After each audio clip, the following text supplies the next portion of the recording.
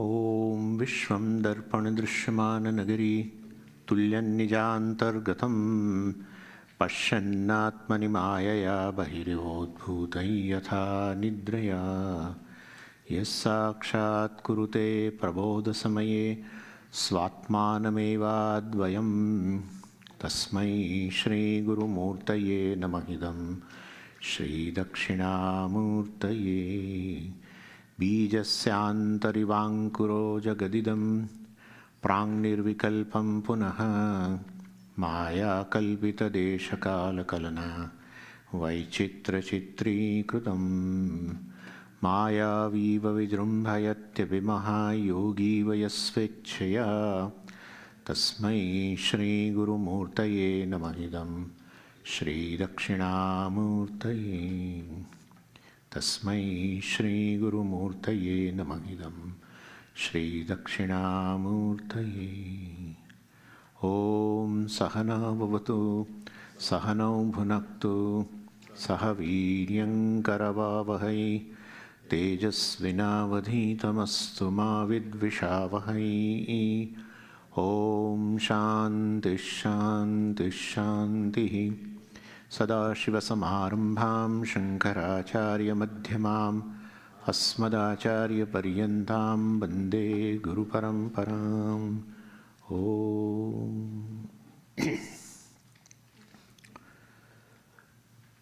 So that second mantra,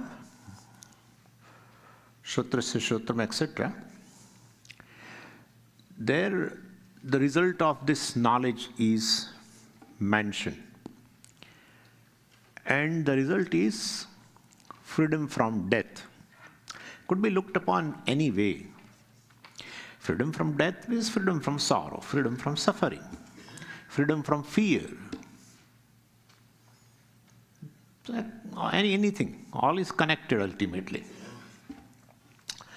Freedom from thing which a human being doesn't want. What you want a freedom from, that you gain. That's a promise given here.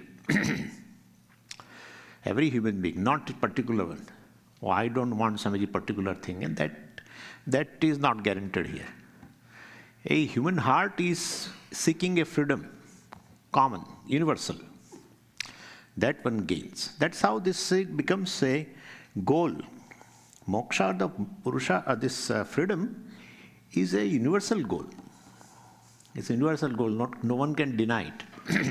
Everyone wants a freedom from fear, suffering, this sorrow. So that is being said here. And it is not that this knowledge will result into that. Means it can some kind of a result of this knowledge. It is produced. No, it's not like that. You know that you never die. Your timeless consciousness that you come to know, which is a fact. So that is known. So dhiraha amrtaha bhavanti. Dhiraha, the wise people, they gain this freedom.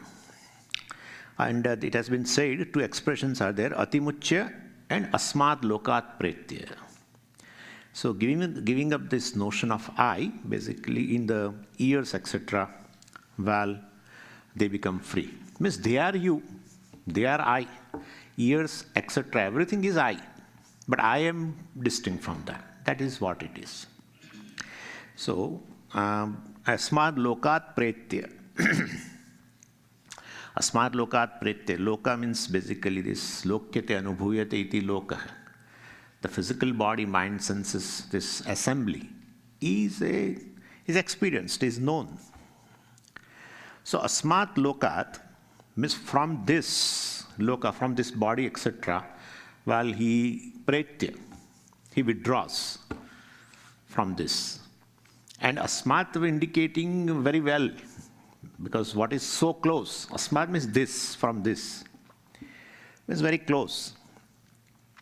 Well, so the wise people basically withdraws from this, withdraws the I from this assembly. Well, that is not, every day we withdraw. Every day we withdraw. In a night, in your awareness, there is ignorance. right? Everything is blanketed under ignorance.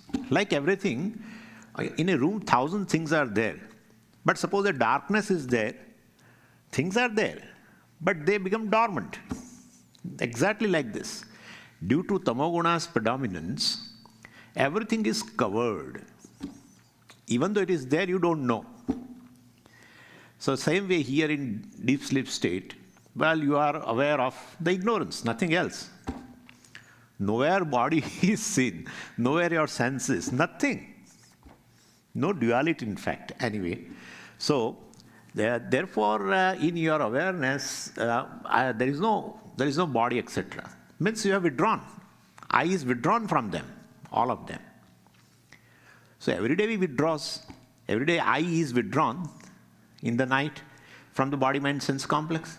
The next morning we should be wise, because atimucya asman lokat pretya. No. That's how word dhiraha is there. Dhiraha indicates by knowledge. One withdraws. One withdraws by knowledge means you understand it is mithya, right? That's how it is. So you understand it is mithya. It is really not I. It's not a real I. It's for transaction. I in the body is for transaction. It is very essential. If there is no I sense in the body, you cannot transact.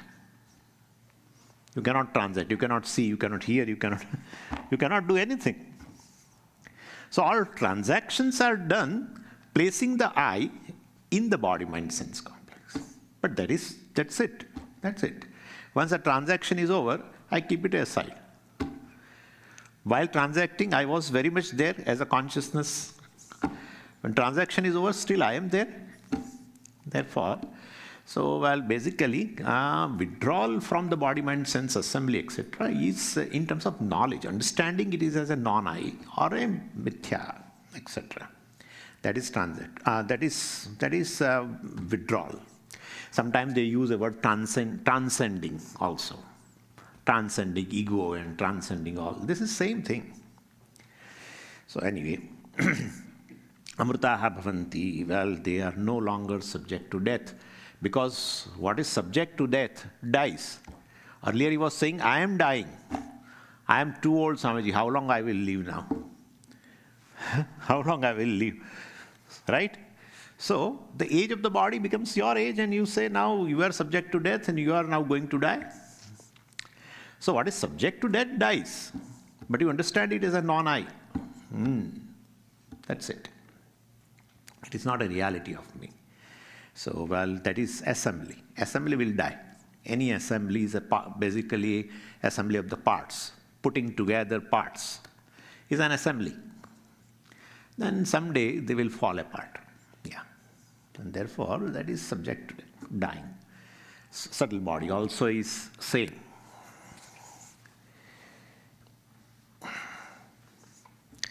Anyway, so wise person's I is not placed in the assembly. Wise person's I is placed in the, the content of the assembly, the essence of the assembly, the truth of the assembly. Shrotrasya shrotram. So his I is not in shrotra. Earlier, when ignorance was there, when he did not get exposure to, he was not having exposure to this teaching, then this Shrotrasya Shrotram was not there for him. Then Shrotra was the reality. Yeah, that's how he used to say, I am a hearer, that's my reality. I am seer, that's my reality. I am walker, that's my reality. Final I is what? Well, seer, hearer, etc. Individual, that's my reality.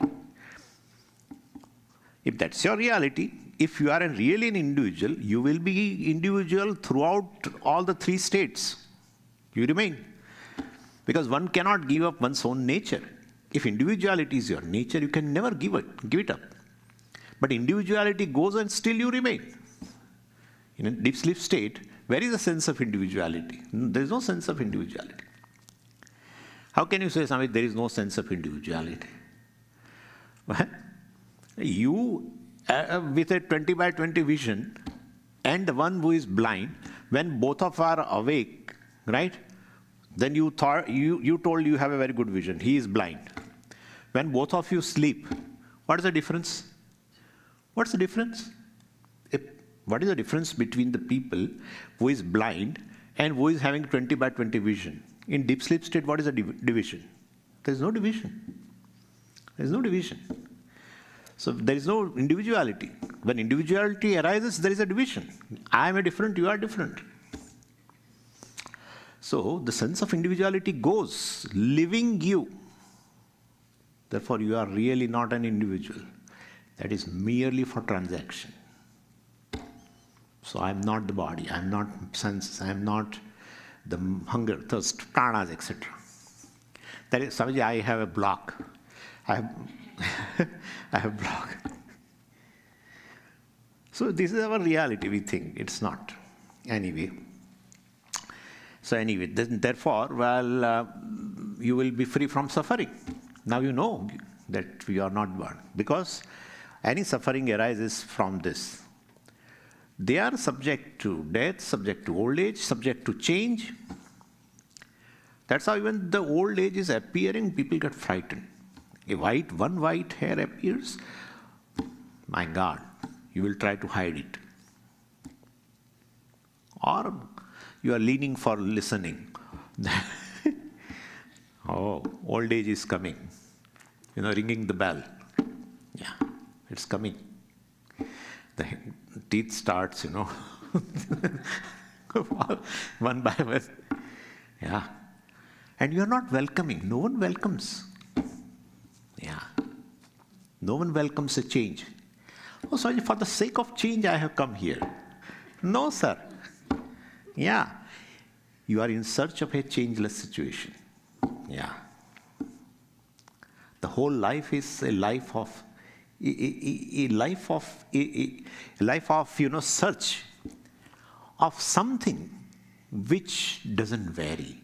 Even you are trying to find some person in your life who will not change his mood, his attitude day by day. You won't. You don't like that. Everyone is in search of infallible. Infallible. Yeah. Ishvara is infallible, that's a wrong definition. What is infallible is Ishvara. What is infallible is Ishvara. Doesn't change. Brahman. So one is in search of Brahman, changeless Brahman. Right? So many ways we can look like this. Anyway, so once you understand this, the suffering goes away. That's it from your life. And so body has a different types of attributes. Taking that as I, you will suffer. The complex makes you suffer, not body makes you suffer. Other person is fat. You are not bothered. In fact, you advise him very objectively. You should eat this kind of food and you should do this, and then slowly you are now that body and this body. That body was fat, nothing happens to you, no suffering. This body is fat, suffering. Why? It is one body, same, right? This is also body, that's also body, this is fire. No, but this is I. The complex. Body is fat doesn't give you suffering. I am fat gives you suffering. I am fat gives you suffering. Body is black does not give suffering. I am black gives suffering. Exactness. Or I am fair. Some people may have that kind of a thing. Anyway. So this is how I am short. Gives suffering, definitely. Body short does not give suffering. No, Swamiji, my son's height is, we are trying, but he is very short. I really feel bad about it. Yeah, but your son, yeah. Your neighbor's son, no, that I don't bother. So somewhere extension of I, yeah. Because he is connected to the body. That's also fine. He is connected to this body, but this body is I. Therefore it is connected to I, not to the body, please.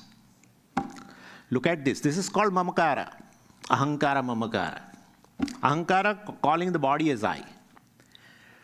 And who are connected to this body, we call it as a mind. That's the issue. Things are things, but basically, so this person has withdrawn. Asman lokat pretya. He has understood that this is really not a reality of I. I is self-existent consciousness. This basically exists on a my account. My account. Body exists, everything exists, mind exists, hunger, thirst, everything exists, senses exist. They are able to function, they exist on account of me, shrotrasya shrotram, manaso manaha, vacho vacho. Then if you know this, then you are free. That's what has been said. Everything goes away.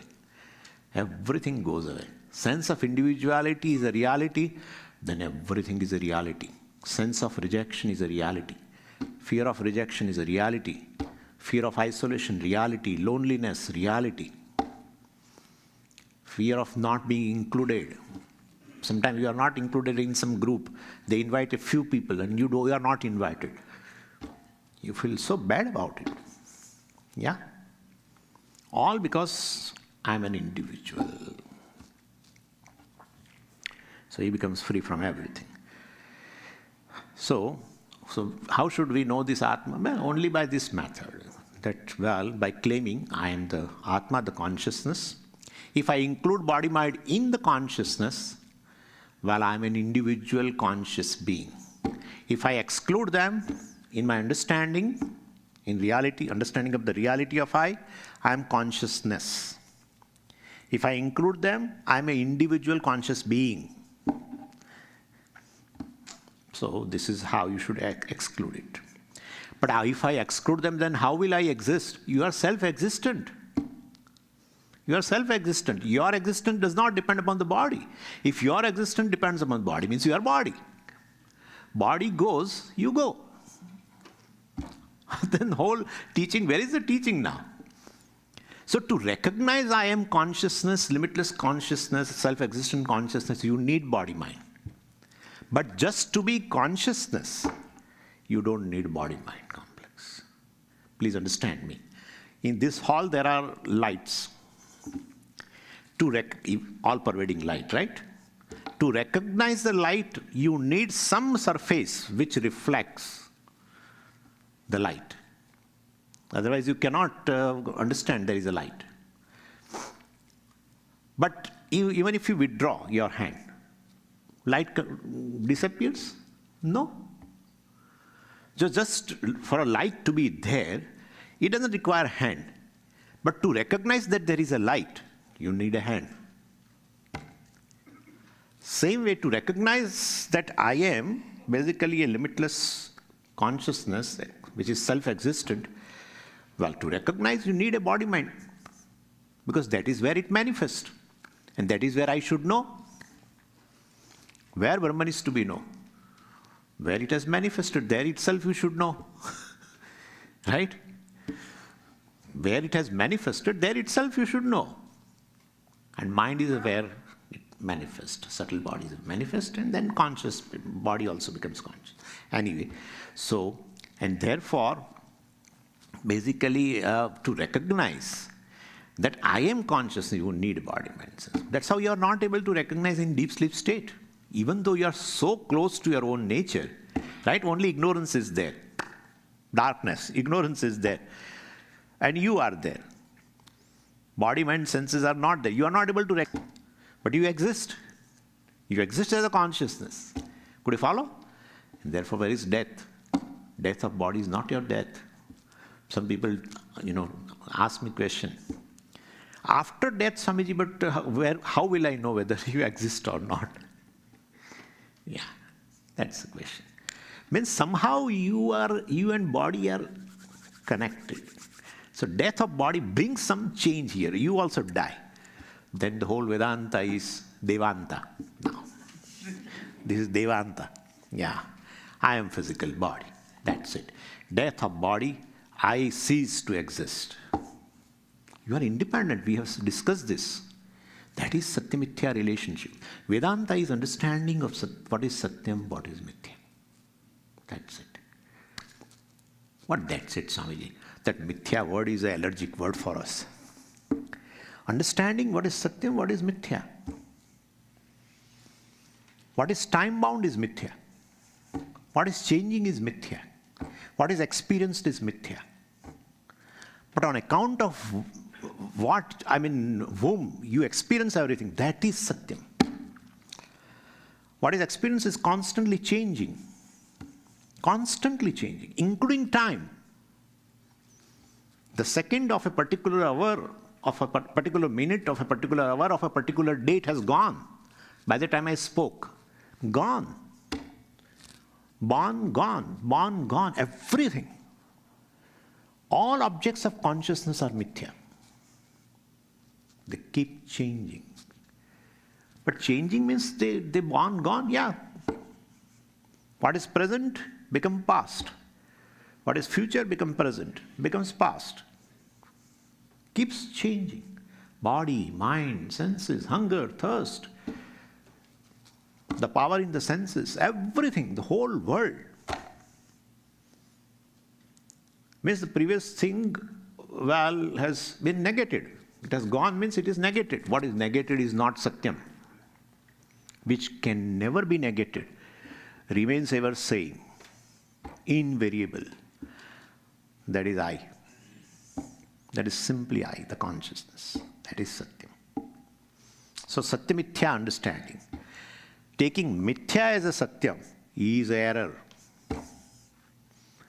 Taking the snake, mithya snake, as a real snake, right, which appears on the rope, taking that mithya snake as a real snake brings all calamities, fear and perspiration and everything.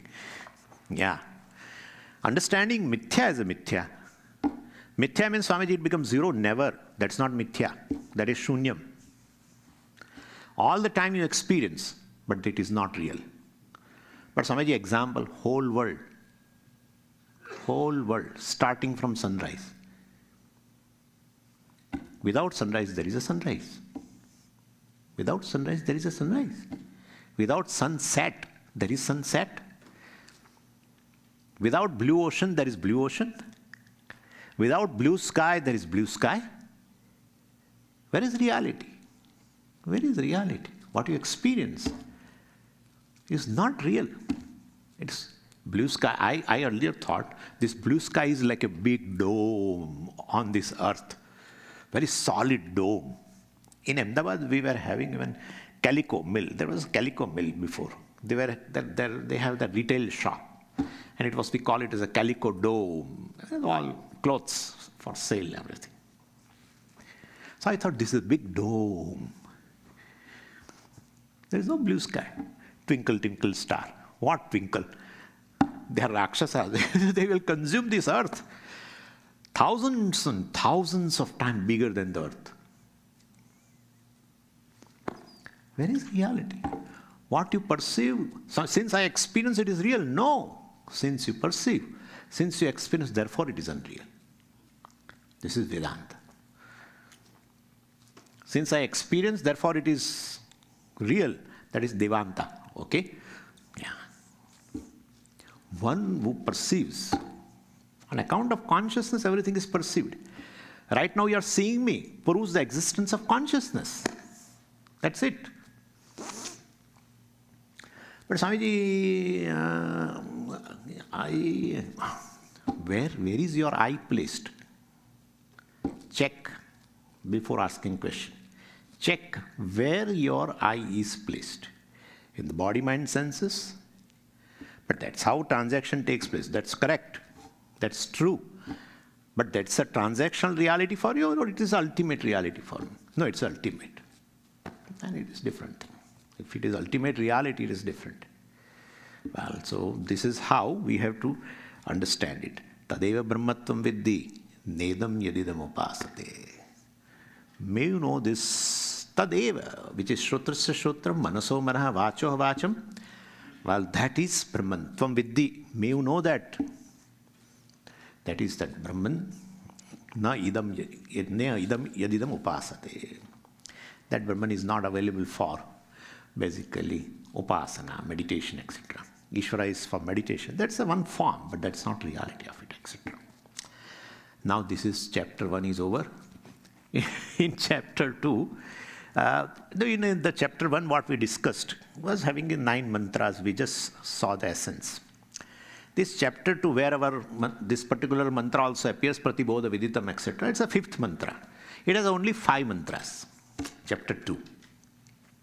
And here in this 2nd chapter, after imparting knowledge in the 1st chapter, teacher asked the student. There were students, and teacher is asking a question to the students.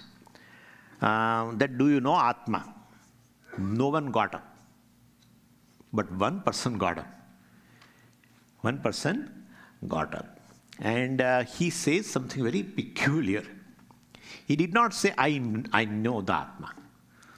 If he says, I know the Atma, means he like one of the object. I know the chair, I know the table, I know the microphone. Same way, I know Brahman. Then definitely that's not true. Brahman is not an object. He has not received the teaching.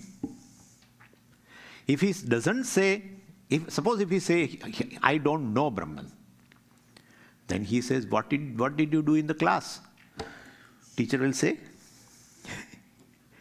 Therefore, he cannot say, I know Brahman. He cannot say, I don't know Brahman. And moreover, the boy was very sharp. The student was very sharp. And so he remembered what teacher said in the previous chapter, 1st chapter. And that was very beautiful. Anyadeva tad viditat atho aviditat adi. This Brahman is something anyat, distinct from viditam and aviditam. Brahman is something which is beyond known and unknown. Because that is how it should be. What is known and entire objective world, including your thoughts, the mind, emotions, hunger, thirst, senses, and the entire world comes under this category. Some are known, some are unknown. What is known plus unknown is all the objects. All the objects are covered. In fact, what our mind does is one thing. What is unknown, it makes it known. Like this was not known. This was not known, suppose. And my eyes fall on that. And now, the mind, which is subtle, assumes a form of a pot, which we call ghata vritti, assumes a form of a pot. And then consciousness is very much present there, illumines them, becomes pot knowledge, right? Becomes pot knowledge, pot cognition, pot consciousness. So this is how it is. So the pot which was not known, now it becomes known. From the unknown category, object has gone to which category? Known category. How many things? Few things. So many things are there. Majority are unknown, right? So known, what our teacher says, anyadeva tad viditat atho viditat adi. Brahman is something which is beyond known and unknown. You can understand? Now you can't miss, because the entire objective world is gone. And still that Brahman is there, which is distinct from these two. What it will be? You please tell me. Brahman is the very subject, right? Because you cannot miss now. Entire objective world has been negated like that. So anyway, so because of which Brahman is the very knowledge, consciousness, because of which things are known and unknown. Swamiji, unknown also are revealed by consciousness, yeah? Unknown is revealed by consciousness, yeah? I don't think, Swamiji. Then how do you say that there are thousands of things which are unknown? I know that. I am conscious of that. Oh, over. Consciousness reveals what is unknown. Consciousness reveals what is known. Known means it has entered your mind. That's it. Known plus unknown. Like there are many people, we are going to discuss that. There are many people who are outside the campus. there are many people inside the campus. With respect to the walls, the boundaries of the Arsha Vidya Gurukulam, there are inside few people. There are many people outside. With respect to space, who is inside, who is outside? All are inside. So Brahman is all-pervading, limitless consciousness. With respect to that, all are illumined, all are revealed, all the existence of everything is proven in consciousness. Yeah, some of them become known because they enter, they assume a form of a mind, modify in terms of a vritti, and that is illumined and becomes known. So that is how, so what is known and unknown are basically known by this consciousness. Therefore, definitely it says here, means you are the very knowledge, you are the very consciousness, because of which you know what you know and you know what you don't know. Everything, you are that. And therefore, a student very beautifully said, Naham manyesu vedeti, no na vedeti vedacha. Well, he says, I don't say that I know Brahman. At the same time, I don't say I don't know Brahman. And even our assembly, in our class, not only me, I have understood this statement and I'm saying, I'm not blabbering. And the other students who understand my statement, they also know Brahman. Could you follow? So I don't say I know Brahman. I don't say I don't know Brahman. Well, one who understands, not I understood it, but others also who understand my statement, they also know Brahman. So Naham manyesu vedeti. Don't think that I know Brahman means as an object I know. It doesn't mean I don't know Brahman, the very subject, the very knowledge because of which everything is known and unknown. Well, that is myself. And teacher said, Beta, you get distinction. Yeah, he walked out. For the rest of them, then he started the story in the 3rd chapter. Oh, there are devatas and these and that, and yeah. The same principle has been narrated with a little dilution. So anyway, so I definitely, he said, I definitely know Brahman, but yes, as the very self. So in my understanding, there is no difference between the knower, known, knowledge. Everything is just superimposition on this. In every cognition, I will explain you that. So Brahman is not an object of knowledge, not an object of ignorance, because it is myself. It's not an object. That's it. And now our mantra comes. Very famous mantra here in the entire Upanishad. That's how we selected. Pratibodha vindate'mṛtam amrtattvam hi vindate. ātmanā vindate vīryaṃ, vidyayā amrtam. So it is further saying how you should know Brahman. It's present in the mind very well, and everything is known in the entire world is known where? Well, in the mind. Then the truth of the entire world is known where? The very basis of the entire world is known where? In the mind. And that is where it has manifest as a very aham, etc. So, we should understand this, that Shastra does not reveal basically the existence of unknown Brahman. Shastra's job is to make a correction. You already know Brahman. I am a conscious being and existent. I am aware of my existence, etc. You know very well. But apart from it, you add something in that. Yeah. I am a conscious being, but a conscious human being. You add. So you add a body in that. That's a mistake. So Shastra's job is, see, the thing is, if Shastra reveals Brahman, existence of Brahman, then definitely the Brahman is not self-revealing. Revealed by what? Shastra. Therefore, it's not self-revealing. Anything which is revealed by any means of knowledge is not self-revealing. If pot is revealed, its existence is revealed by eyes. It's not self-revealing. If it is revealing on it by itself, then I need not have to reveal. Why should I use my eyes? It is revealing it on its own. No. That's not possible.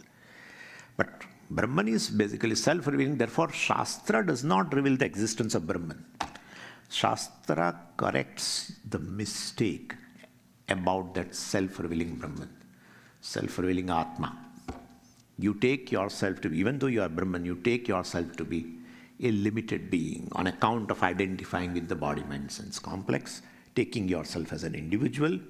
That's a mistake, and therefore it just does a correction. Anyway, and therefore Brahman is very self-evident. What is self-evident should be recognized right and now. Yeah, here and now. Here and now you can recognize it. Where to recognize? This one word, that's it. First word, pratibodha viditam. Viditam, known. Brahman is known. Pratibodham, bodham prati. Bodham means cognition, piece of knowledge. Like pot knowledge, pot cognition. It's called bodha. So there are series of cognitions, right? In a waking state, there are series of cognitions. So, well, Brahman is known as present in every cognition. Yeah. Brahman is not known as some kind of object of cognition. No. That is pot, etc. Therefore, pot knowledge or pot cognition, bodha, and, well, something else, this cognition, circle cognition, right? Circle cognition and pot cognition. They are different? Yeah, different. The difference is on account of what? Object. Wonderful. Difference is on account of not knowledge.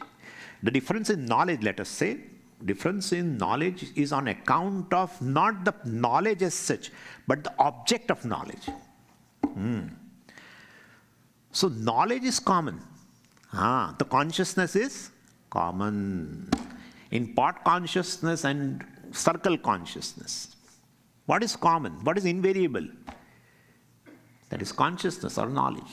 That is common. So one should recognize that consciousness as yourself, which is present in every piece of knowledge, in every piece of consciousness. Or say, let us say, qualified consciousness. Pot consciousness is a qualified consciousness. Circle consciousness is a qualified consciousness. You understand that consciousness present in both or several, in the entire waking state, in a dream state, several cognitions, several knowledges are there, but that knowledge actually is one alone in that, which is present. The consciousness is one and the same. And therefore, if you try to know Brahman as an object, generally we say Brahma Jnanam is like a Ghata Jnanam. So, knowing the pot is same way like knowing the Brahman. So when pot knowledge takes place, then this knowledge will go away. Circle knowledge will go away. Then this knowledge takes place. Then Brahman knowledge takes place. So when Brahman knowledge takes place, all other things will go away. Right? All other knowledges will go away. Then Brahman becomes one of the object. And that also will go away. Brahman goes away. What is self-existent, ever existent, goes away. And therefore, it's not an object of knowledge. It is every cognition, the very consciousness of the knowledge, that is Brahman. That is present there. So in every form of knowledge, Brahman is already manifest as a bodha, the knowledge. Well, in the pot knowledge, book knowledge, etc., the uncommon factor is that object, but the common factor is this knowledge or consciousness. That is Brahman. Unqualified knowledge, you can say. That is consciousness. So there is no division, well, neither spatial or in terms of space or in terms of time, nor nature-wise division between consciousness obtaining in the pot knowledge, consciousness obtaining in the book knowledge, consciousness obtaining in the circle knowledge. That consciousness has no difference at all. So it is like a space. which means the object cannot divide the consciousness. Object cannot divide the consciousness. Objects appear in the consciousness and resolve. Like, several objects which are present in the space. When they appear, well, they cannot divide the space. When they disappear, it's not that now the space becomes one. Space is one whole. Objects appear and disappear. Objects cannot divide the space. The whole object exists in space, right? Their appearance and disappearance does not divide or unite the space. So space remaining the same, objects come and go in the space. So same way, consciousness always is, ever existent, and it doesn't come into existence in time. So when will I come to know consciousness has no validity as such? Because consciousness does not go away at any time. Because that's the basis and content of every cognition, every thought, etc. So in this manner, Brahman is known. That consciousness has no form. No limit. Undivided. That's called undivided whole. Purnamada Purnamidam. It is undivided whole. The objects appear, disappear, does not divide the consciousness. It is ever present in the mind. That invariable consciousness which is ever present, which is undivided, any cognition, I cognition, this cognition, the knower cognition, the known cognition, both are there. And the very process of knowledge, like the hearer and the object of hearing, what is heard, and the very process of hearing, they just appear and disappear, remaining non-separate from the consciousness, right? Hearer, non-separate from consciousness. Heard, non-separate from consciousness. The hearing, non-separate from consciousness, right? Anything away from consciousness? No. Either of this triad, not away. So that's how the knower, knowledge, and known, they just appear. It's a mind where there is I cognition. We call yesterday ego, etc., ahankara, etc. I cognition or this cognition, the object cognition. And the very process of connecting this, well, definitely everything appears and disappears in consciousness. Because the very thought exists in consciousness. Why thought exists in consciousness? Thought is non-separate from consciousness. Because basically consciousness is ever existent. Everything is mithya. They are not independent of consciousness. You cannot prove the existence of a knower independent of consciousness. You cannot prove the existence of the known independent of consciousness. You cannot prove even the knowledge, the process of knowing, independent of consciousness.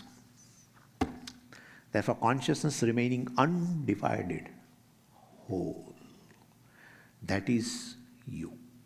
Because you are conscious of everything, right? You are conscious of everything. What is there in the mind?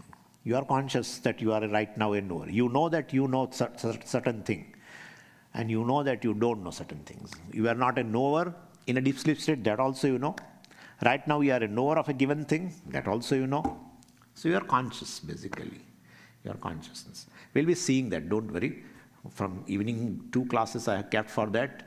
How will I, Swamiji, ultimately, gradually I will understand that I am limitless consciousness, Brahman. I will discuss that. But let us finish this part. Then 2 classes I have kept for that. So step by step you should go. But right now I'm just narrating, but you are able to follow because it is self-revealing thing. It's not something which is very, very absurd. Anyway. So, pratibodham. Prati stands for, means bodham bodham. In every cognition, countless bodhas, in all the bodhas, it is, consciousness is very much present as the very basis. And therefore, consciousness is not an object of any thought, because the thought itself is existing in consciousness, or Brahman. So that's why Brahman is not beyond thought. That is how this, all the time they say, Brahman is beyond thought. So when you say it is beyond thought, definitely that beyond is an also object of thought. thought. There is no such thing as beyond thought at all. Beyond thought is another thought. That's a thought of beyond, right? Therefore, when in this spiritual jargon they use this Brahman is beyond thought, we have to understand a little differently. Yeah. Brahman means beyond thought. Brahman transcends thought. Means the way clay transcends pot. That's it. In your understanding of a clay, you don't require pot.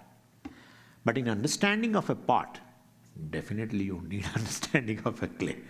Could you follow? So that's how clay transcends pot. But Swamiji, why do you bring this example? Who lends existence to pot? Clay. Right? Who lends existence to thought? Consciousness. If you want to say cause, it is cause. Right? Consciousness lends existence. The way clay lends existence. Therefore, in your understanding of a clay, you don't need a pot or any other thing made up of pot. But in understanding of a pot, jar, etc., definitely you need understanding of a clay. Therefore, we say clay transcends pot. Clay is beyond pot. It's not, in terms of space. Something is beyond. So Brahman is beyond thought. No, thought is mithya. Brahman is satyam, right? That is the way we have to understand. Therefore, such a Brahman can never become an object of thought. If something is an object of thought, thought and object are existing independently, right? That's not the case here. So anyway, every thought is a non-separate from its cause, consciousness. But consciousness is independent of thought. For consciousness to be consciousness, there need not be a thought, and that is deep sleep state. In a deep sleep state, there are no thoughts. Whole mind is resolved. You are there or not. You are very much there. Otherwise, when the thought is there, I am there. When thought is gone, I am gone. No, you are there. Swamiji, my mind has become like a stone. It doesn't think at all. People say that. Or our own sleep, etc., proves that, that there is a blank. Sometimes people say, I have become so much blank. Blank, yeah. I have become blank. Thinking has gone, thought has gone. You are gone? Then who says that I have become blank? I is very much there, even to reveal the absence of a thought. But thought is not independent of you. Could you follow now? Therefore, you are beyond thought, that way. One is satyam, one is mithya. So identifying with the thought, there is a samsara. If you don't identify with the thought, well, there is no samsara. That's how it is. All the thoughts exist. That's how yesterday I told you. Anger is you. And compassion also is you. Everything is you. Content of every thought is you. The essence of every thought is you. Like every wave, thousands of waves are there. The content or the truth is just water. Water alone appears in all these forms. But for water to be water, it need not be a wave. But for wave to be a wave, there is water, right? So this is how. We can say when water is beyond the waves. You can say that way, like that. Anyway, so now last part. Amrtatam hi vindate. So one indeed gains freedom. What is the result? One gains indeed the freedom from all forms of change.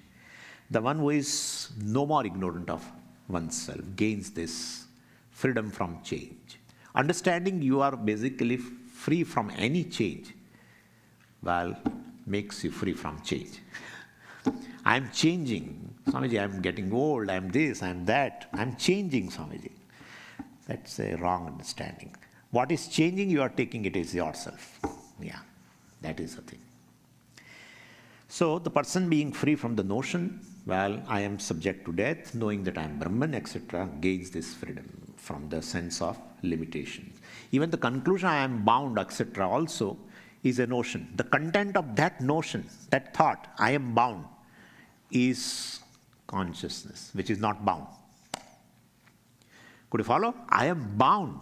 You imagine, what a freedom. So you have a notion that I am bound. The content of that notion of thought is consciousness, which is not bound. Which is not bound.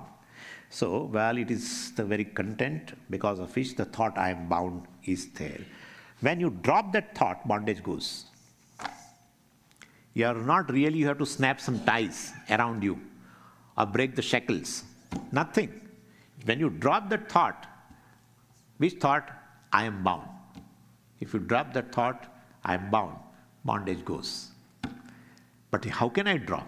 In light of a new understanding?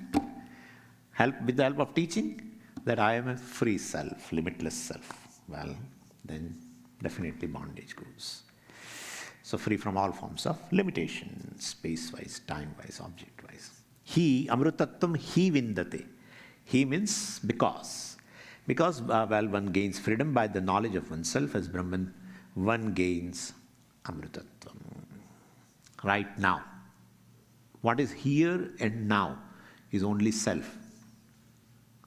What is here and now, not time. Swamiji, now. Now means what? Now means what? Present second. Oh, by the time you say present second, that second has gone. It's not now. So what is now should be free from time. What is here and now should be free from time. What is he? So that is just consciousness. That's how truth of time. In case if time permits, I will discuss. The truth of time is consciousness. Truth of time is present. Because past was present. Future was also present. Future will be present. So, truth of time is present. But what is present? What is present? Present month, present year. Well, then if you divide, you find that there is something past and there is something future. So present means present, present, present. Anyway, Swamiji is too much. Stop it. Okay. So basically, one gains amrtatam. Amrtatam means this. Free from any change. Any change occurs within time. What is bound by time, there the change occurs. Even death also is a change. Yeah, it's one of the vikara. Right? Shad vikaras are there. This is one of the vikara, one of the modifications. Jayate, asti, vardhate, viparinamate, apakshiyate, vinashyate. All vikaras. The body changes at the after death. Well, resolves into elements. And then again, from elements again it is born. Some change. All changes. So you become free. Changeless. You become free means you understand. I understood that I am free. Free from any change. That is not becoming free now. Knowledge will, before knowledge, well, I was changing. After knowledge, now I have become stopped. I'm free from change now. No. What is changing will remain changing. What is changeless will be understood as changeless. That is you. Everything other than you is changing. Anyway, ātmanā vindate vīryaṃ. See, one gains capacity to know by oneself. Ātmanā means by oneself. Means by our mind. So self-knowledge takes place nowhere else but in the mind. And that mind has to be together. Only requirement for this knowledge. Most of the people, including me, may have a complaint that Swamiji, this is really beautiful. But it doesn't stay. Yeah. So you need a mind which has a soaking capacity, abiding capacity. And I told you the first day that meditation, definitely upasana, gives this kind of a depth. If the people who are doing japa, etc., gain a certain depth of the mind. When there is a depth, things will stay. If it is a shallow, it won't. Yeah. So ātmanā vindate vīryaṃ. Basically, the mind which is together, tranquil, etc. By that mind, one gains vīryaṃ. One gains the capacity, basically, of knowledge, which is abiding knowledge, which can destroy this mūla pratibandha, ignorance. And last line is vidyaya vindate'mṛtam. One gains freedom from this time-bound life. By that knowledge, you are immortal, you will understand. You are immortal, you have to know it. That's it. You are immortal, you have to know it. Vidyaya vindate'mṛtam. Vidyaya means by cognition. Yeah. In any cognition, basically, I am the knower, known and knowledge. Everything is just superimposed on me. They are just appearances on me. I am the basis of everything. I am truth of everything. I am the content of everything. Whether it is I cognition, ego, or whether it is this cognition, object of knowledge, etc. I am the very truth, content of everything. I am whole. That's how it is. So vidyaya amrtam vindate. The very gain of this knowledge is indeed the gain of amrtam. Knowledge is a cause, moksha is the result, if you want to say. Since we definitely always look for the result, Shastra mentions at the end of this verse, this mantra, vidyaya vindate amrtam. Very well known statement. You will find it in certain emblems also. Vidyaya vindate amrtam. Om Purnamadav Purnamidam Purnat Purnamudachyate Purnasya Purnamadaya Purnamevavashishyate. Om Shanti Shanti Shanti Harihi Om Shri Gurubhyo Namaha Harihi Om. So from evening, 2 classes I will show you how to understand this, what we have discussed, in a step, in a gradual step. And at every step, you will have to have a pause. Pause is very essential. Everywhere pause is very essential. So you should have a pause. I will show you where the pause should be. Pause in terms of contemplation. What has been understood, that part you have to contemplate for some time. Then go to next step. Then these things are just very, very easy to understand. There is nothing new to be produced. There is no new experience, some extraordinary experience. Nothing. No samadhi, no extraordinary experience. Nothing is required. What is available right now should be understood as it is. That's it. And therefore, we'll see that in 2 classes. Evening and one class evening, 1 class in morning. And today satsang also. If you have some questions, you can bring.